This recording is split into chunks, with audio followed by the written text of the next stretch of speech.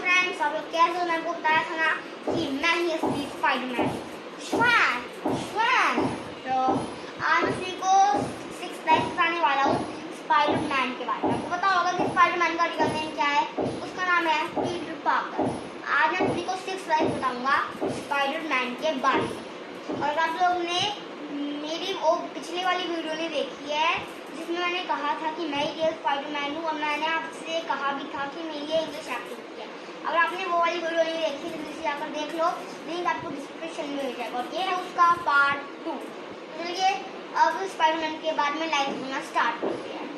I am a Spiderman. I am a fictional character in the Marvel comics as well as one of the most well-known superhero in the Marvel universe. My name is Peter Parker. I live with my uncle and aunt. Once I got bitten by a radioactive spider, which gave me these superpowers. I can climb on the walls like a spider, can throw and swing on webs. Sharp senses now I can sense the danger around me. I live in New York and I love and liked by everyone. Thank you.